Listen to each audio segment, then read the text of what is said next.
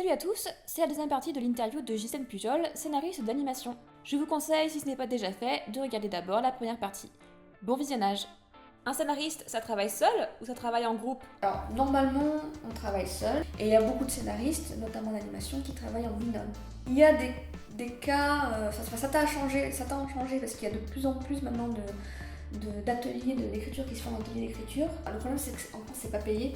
C'est-à-dire que les scénaristes ne sont pas rémunérés pour ces ateliers, justement, pour ces séances. Donc elles sont difficiles à organiser. Et après, ça pose des problèmes en termes de droits d'auteur. Quand on donne comme ça, on partage des idées, il y en a qui peuvent considérer que, du coup, peut-être que... Ils ont contribué à l'idée de Voilà. quelqu'un d'autre, donc ils devraient toucher des droits. Oui, voilà, d'accord. Alors que bon, techniquement, une idée, ça vaut rien. Ce qui vaut, c'est celui qui écrit. L'auteur d'un scénario, c'est celui qui écrit les mots. Parce que avoir des idées, c'est bien, mais on se rend compte que quand on les pose sur papier, des fois, ça ne fonctionne pas. Es-tu amené à travailler avec les storyboarders, les réalisateurs, les animateurs, tout ça? Et ben c'est beaucoup trop rare, et je le regrette, parce qu'effectivement, nous autres scénaristes, on ne fait pas partie de la structure de production. Nous sommes des auteurs indépendants qui, la plupart du temps, travaillent chez nous, dans notre petit coin, dans notre cave, notre petit ordinateur. Il y a des gens qui veulent devenir scénaristes, qui vont regarder cette vidéo là, pas peur. Non, mais si vous aimez une vie sociale fournie, oubliez quoi. Non, c'est faux. Les scénaristes sont des gens très très sociaux et sympathiques. Le fait aussi que la chaîne de télévision, pour les histoires de sous, doit valider nos textes avant que ça parte au storyboarder, ça fait qu'on écrit un petit peu tout seul et que c'est storyboardé plus tard. Et après, ils se retrouvent devant un texte qui est déjà validé par une chaîne et sur lequel ils n'ont pas eu de regard avant forcément. Exactement, c'est validé par la chaîne, donc la chaîne c'est ce qu'elle veut, et puis eux ils se rendent compte que ça va être très compliqué pour le faire quoi. Et le fait aussi alors nous on est payé, je sais pas si on abordera ça, on est payé en droit d'auteur uniquement, mais ça nous oblige pour être payé à pousser la validation, à faire tout pour que le texte soit validé par la chaîne, et peut-être au détriment de ce qu'il devrait être fait pour rendre le service au storyboarder qui arrive derrière quoi. T'as eu des cas toi où tu as eu à travailler très près du studio? Alors ça m'est arrivé très récemment sur un tout petit film d'1 minute 30 où j'ai fait pratiquement tout jusqu'à la fin de l'animation, y compris même sur le son, le choix de la musique, avec des animateurs. C'était juste génial quoi. J'adorerais avoir un bureau dans une boîte de prod, si vous m'entendez. Et puis pouvoir me mêler de tout. Alors tu y as plus ou moins répondu dans la première partie, mais est-ce que tu écris sur commande ou est-ce que tu peux proposer des idées originales? Alors essentiellement c'est du travail de commande, c'est-à-dire que des sociétés de production sollicitent des scénaristes pour venir écrire sur des projets déjà existants ou en train d'être fabriqués. On nous donne ce qu'on appelle la bible littéraire qui est écrite par un scénariste, et puis on a des personnages, on a des décors, on a un univers, un concept de série, et on doit fournir des épisodes et des histoires dans le cadre de cette série-là. On peut évidemment bien sûr proposer des projets originaux. Le fait est qu'actuellement le marché ne le permet pas trop, enfin les chaînes de télé demandent beaucoup d'adaptations, cherchent beaucoup d'adaptations de bandes dessinées, parce que c'est plus facile de partir sur des propriétés déjà existantes qui sont garanties d'avoir du succès, en fait, c'est ça. Et donc elles sont relativement frileuses sur tout ce qui est projet original. Donc en fait c'est de la commande quand c'est de l'écriture de scénario, d'épisodes, et ça peut être éventuellement du projet original quand c'est de la conception d'un nouveau projet. Voilà, et dans ce cas on n'écrit pas d'abord un scénario, on écrit la série, ce que c'est, le concept, les persos, les héros, ce qu'ils font, qu'est-ce qu'ils cherchent, quel genre d'aventure ils vont vivre, dans quel type d'univers, dans quel setting, et ensuite seulement on écrit un pilote. Lorsqu'un producteur est intéressé et a envie un petit peu de voir ce concept vivre et de le tester. Est-ce que tu peux expliquer les étapes d'écriture d'un épisode? Alors d'abord, on présente un pitch, ce qu'on appelle un pitch d'un épisode, qui est un document d'une dizaine de lignes, on va dire, normalement, qui est censé résumer l'épisode et cerner les enjeux principaux et les problèmes qui sont posés au héros, qu'est-ce qui lui arrive. Lorsque le pitch est validé, on écrit un synopsis. Donc là, c'est un document pour, par exemple, une série de 26 minutes qui fait 6 pages, qui est un vrai résumé, assez développé de tout ce qui se passe à l'intérieur, et dans lequel on commence à cerner même un petit peu la tonalité des dialogues, quelle est l'énergie qui circule entre les différents personnages, et puis l'humour aussi, la tonalité de l'épisode, et l'humour qui va s'en dégager. Et une fois que le synopsis est validé, il peut y avoir une étape intermédiaire qu'on appelle le séquencier, qui est le synopsis avec les différentes séquences, les différentes scènes en fait, répertoriées par timeline et décor surtout. Ça permet de calibrer l'épisode. Et plus il y a de séquences, plus c'est découpé, plus c'est facile techniquement à mettre en scène, mais plus c'est risqué parce qu'il peut être trop long. Ensuite, on passe à ce qu'on appelle la continuité dialoguée, qui est le scénario à proprement parler, le déroulé de l'histoire très précise, au présent, l'indicatif, où en fait on décrit ce qu'on va avoir à l'image et on rajoute les dialogues. En flux tendu, en temps réel. Ça, c'est le script fini, voilà. le document qui après va partir en production avec les équipes de design, C'est ça. etc. C'est l'outil technique que tout le monde va lire, évidemment du réalisateur, au dessinateur, en passant par les acteurs, et qui est le plan vraiment du futur épisode animé. Est-ce que ça t'arrive souvent de réécrire? Est-ce qu'il faut réécrire des passages? Le premier jet doit-il être remanié? Y a-t-il des scénarios acceptés directement? Tout est accepté directement. C'est faux, ce n'est pas vrai. Mais pour moi, non, pas d'accord. On n'y croit pas une seconde. Je pense que peut-être les gens ne mesurent pas exactement, ce que le travail d'un scénariste est jamais seul en fait, et que le scénario effectivement passe pas à chaque étape avec seulement une personne qui valide. Donc est-ce que tu peux détailler tout ce travail? Il y a tout un tas de gens qui viennent mettre leurs gros yeux globuleux et leur nez, et leurs mains, et tout ce qu'ils peuvent. Déjà, il y a les producteurs, évidemment, qui sont garants tout simplement de l'identité de la série. Donc ils vont aller vérifier que les textes sont cohérents par rapport à la série qu'ils ont vendue. Il y a aussi, et avant tout, le directeur d'écriture, qui souvent d'ailleurs est un scénariste, qui coordonne l'écriture, parce qu'on n'est pas tout seul pour écrire, on a une équipe de plusieurs scénaristes, on ne sait pas toujours d'ailleurs qui écrit sur quoi, quelles sont les thématiques qui sont exploitées, et donc on a besoin d'un directeur d'écriture pour nous dire si les thématiques sont disponibles, si ça a déjà été fait ou pas, et puis surtout pour nous aider à établir la meilleure dramaturgie possible, et à rendre l'épisode le plus intéressant possible. Après, il y a le diffuseur, le client, celui qui a acheté la série, et qui a, comme tu l'expliques bien dans tes autres vidéos, des problématiques d'audience.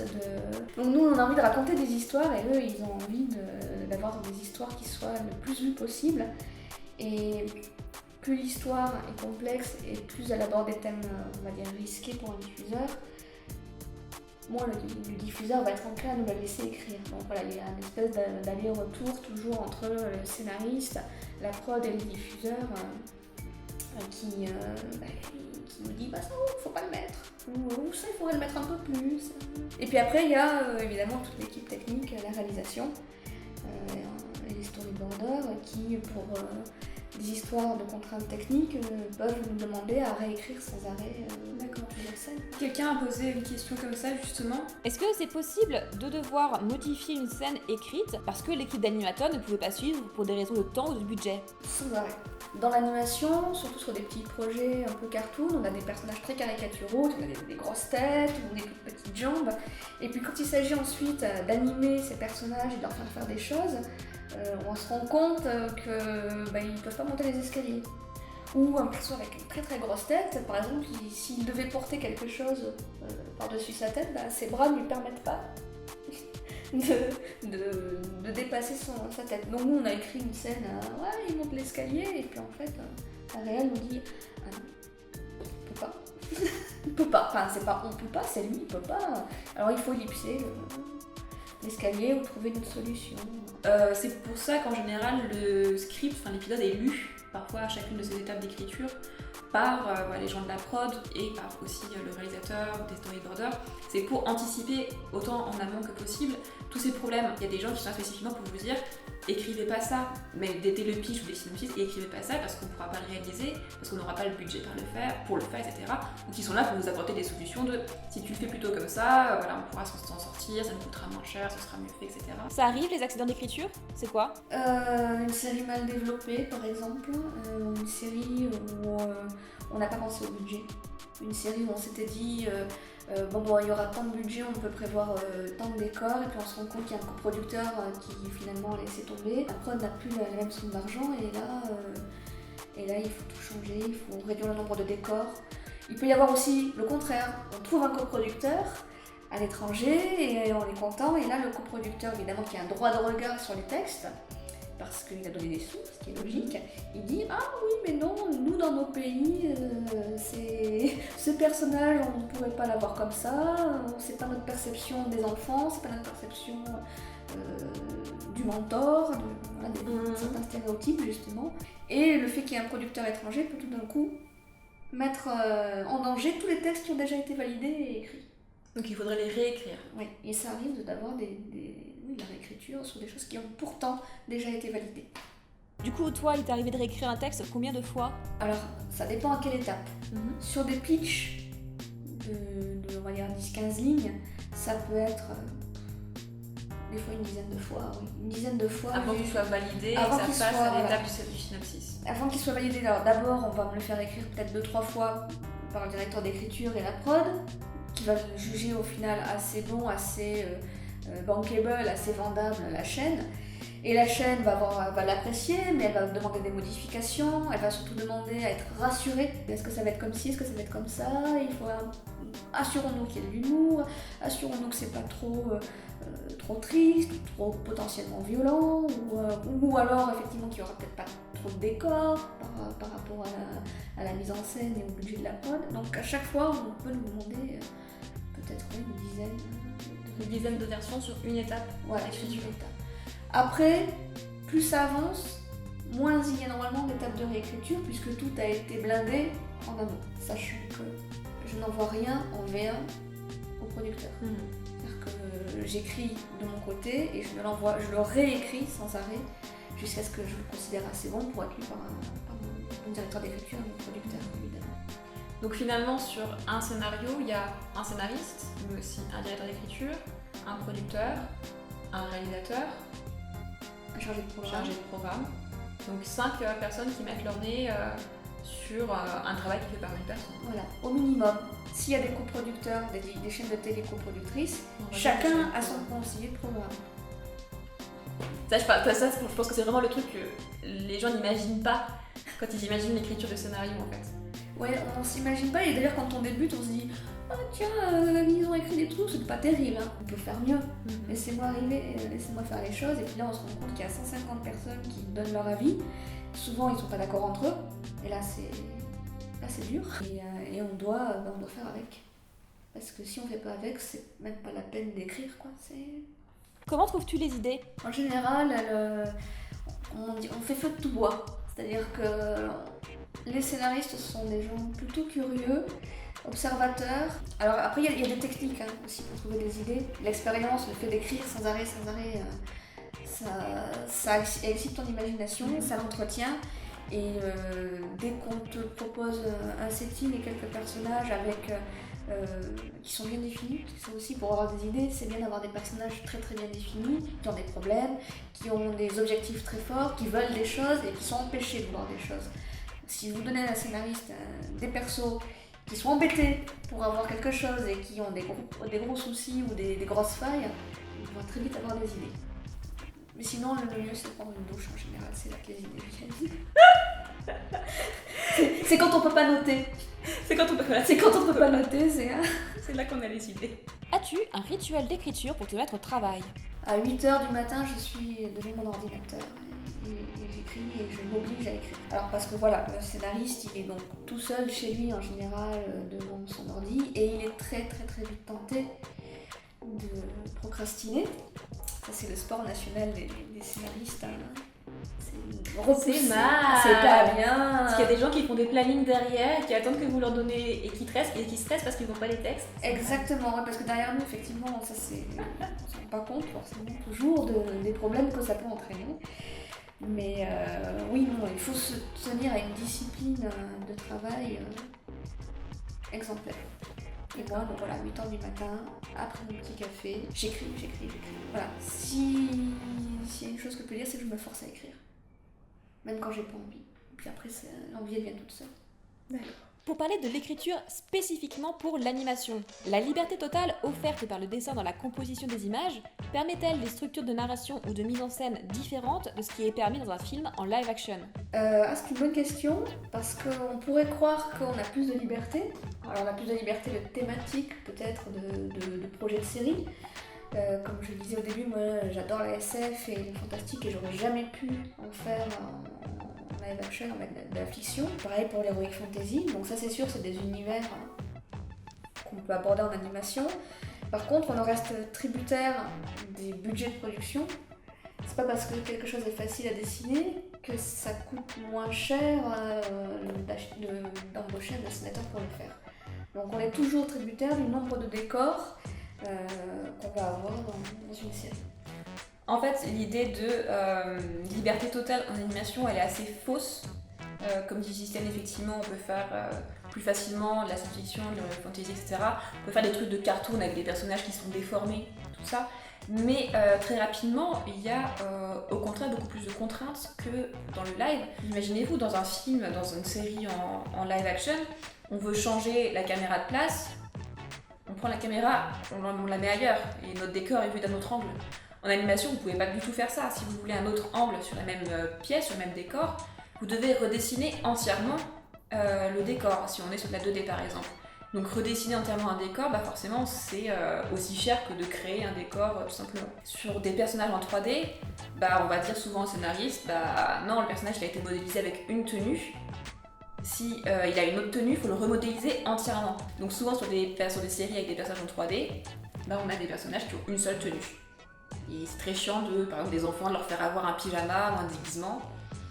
C'est pas facile à obtenir. Voilà, narrativement, c'est un peu compliqué à chaque fois d'avoir des épisodes où les persos font de l'infiltration et se déguisent et se font passer pour d'autres personnages. C'est quasi impossible parce que ça va coûter cher. Le fait de changer le perso, de changer son manteau et de mettre un chapeau, ça coûte des sous. Donc on se prive de beaucoup d'épisodes sur ces thématiques-là. La question suivante justement était sur les contraintes de l'animation. C'est la même personne qui voulait savoir si... L'animation permet a priori à un scénariste de se faire plus facilement plaisir en mettant dans son histoire des éléments qui nécessiteraient des effets spéciaux coûteux dans un film réel. Mais y a-t-il des points où l'animation est au contraire plus contraignante? Bon, c'est ce qu'on a dit.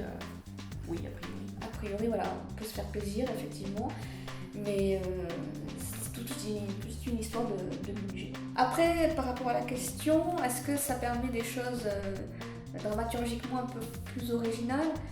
Ça pourrait, mais là on est plus bridé, on va dire, par la cible. Le fait que par exemple on s'adresse aux 4-6 ans ou aux 6-8 ans ne va pas nous autoriser, nous scénaristes, à faire des structures de scénario complexes. Ou de commencer par exemple par la complication de fin de second acte, où on se demande comment le personnage est arrivé dans cette situation-là, et on va avoir le déroulé de l'épisode qui va nous expliquer comment il est arrivé là. Il y a pas mal de conseillers de programme dans les chaînes qui se disent « Ouais, mais l'enfant de 4 ans ou de 5 ans, il comprendra pas ça, il comprendra pas ce qui se passe. » Pareil, on peut être bloqué aussi au niveau narratif sur l'évolution des personnages, puisqu'on est obligé, en tout cas en France, d'avoir des épisodes stand-alone. On ne peut pas avoir de feuilletonnant. Donc ça nous bride pas mal. Alors finalement, si tout est une question de contrainte, est-ce que toi, et ça va un peu conclure cette vidéo, tu te sens très libre d'écrire? Alors ça dépend des séries, ça dépend des expériences, ça dépend... En fait, c'est de l'écriture, enfin comment dire, une série animée ou globalement d'ailleurs une œuvre de fiction, c'est une œuvre collaborative. Si on s'entend bien, on a le même... Si toutes ces personnes ont la même vision de la série, qu'une espèce de chose magique qui se passe comme ça puisse passer pour Aspirant Fantasio la saison 2 pour moi, ou là récemment Les Légendaires, on a le sentiment d'être très très libre, et le scénariste quand il voit le résultat il fait waouh, c'est encore mieux que ce que j'avais écrit. Et quand par contre ça se passe pas bien, ce qui peut arriver aussi, il suffit qu'il y ait en fait un intervenant ou deux qui soient pas raccord avec l'ensemble des autres intervenants, et là ça peut vite partir le drame. Ou c'est génial, mais vraiment génial, ou c'est l'enfer. Il n'y a pas de ouais c'était bien ou bof, ça se passe génialissimement ou ça se passe pas. Pour finir, aurais-tu des séries à nous recommander? Alors mon genre d'animation, c'est pas une série super récente, mais moi on parlait de stéréotypes de genre. Je suis complètement fan de cette série, c'est Shoujo Kakukei Utena. Utena, la fille révolutionnaire, qui reprend le concept d'une série de contes de fées, avec une princesse à sauver, etc., et qui renverse complètement les choses et qui montre l'absurdité même du fonctionnement. Je sauve la princesse, elle va m'épouser, elle m'appartient. En série française, y a Miraculous qui est vraiment chouette, où on sent vraiment que les scénaristes ont eu une certaine liberté de ton et de thématique même. Il y a même des épisodes avec des petits bisous où les personnages sont amoureux, ça c'est relativement peu souvent autorisé à cause de coproduction internationale. Donc ça c'est vraiment très rafraîchissant de voir ça, puis en plus au niveau visuel ça dépote tout. Super fort, c'est vraiment chouette. Scénaristiquement parlant, même si visuellement c'est moins fort que Miraculous, scénaristiquement parlant c'est très bien troussé. D'accord. Et si, des grandes vacances. Oui, ça. Des grandes vacances, c'est le fantasme de tous les scénaristes maintenant. On peut le dire. Moi, je pense que toute personne travaille dans l'anime veut travailler sur une série comme ça. Je crois que c'était tout pour moi. Merci beaucoup pour tous ceux qui ont posé des questions, c'était en plus super intéressant. Je trouve qu'avec vos questions, on a couvert à peu près tout ce qu'il y avait à dire sur l'animation. En tout cas sur le scénario d'animation. Ce que je pourrais dire en plus par rapport à tout ça, c'est que la manière de faire un scénario ou de faire un épisode, ça peut varier d'une série à l'autre, d'une production à l'autre. Il y a des séries où justement les scénaristes vont travailler beaucoup plus proche du studio et de la réalisation que d'autres séries où au contraire ça va vraiment être très compartimenté. Tout est envisageable, après c'est une question de comment est-ce qu'on peut organiser les choses, quel est le budget qu'on a pour organiser ces choses, quelle est la mentalité aussi de l'entreprise, parce que toutes les productions ne fonctionnent pas de la même manière. Merci à toi d'être venu. Merci de m'avoir invité pour cette première. Oui, c'est un peu frais les plâtres encore, mais je pense qu'on a bien... Ouais, c'est bon, parce que on a bien essuyé les plâtres. On a sorti les truelles et le bleu de travail. Donc, on a un invité de choix même, je vois. Oui, ça va, il a été calme. Donc merci beaucoup, merci à Ghislaine. Quant à moi, je vous dis à bientôt pour, je sais pas, est-ce que ce sera un prochain petit monde de l'animation ou une prochaine recommandation. J'en sais rien. Et puis il y aura d'autres interviews, il y aura, je sais pas encore qui, mais j'espère avoir des réalisateurs, des storyboarders, des chargés de prod, pour vraiment essayer de couvrir un peu tout ce qu'il y a comme métier dans le milieu. Des diffuseurs, ça serait bien aussi. Oui, les diffuseurs, ça c'est prévu en fait. non, mais c'est vrai, je pensais qu'ils voudraient pas, mais en fait il y en a plusieurs qui sont partants. C'est génial. C'est cool. C'était déjà très bien. Même moi j'en ai fait partie, la preuve. C'est vrai. Voilà, ciao, merci beaucoup. Merci, bye.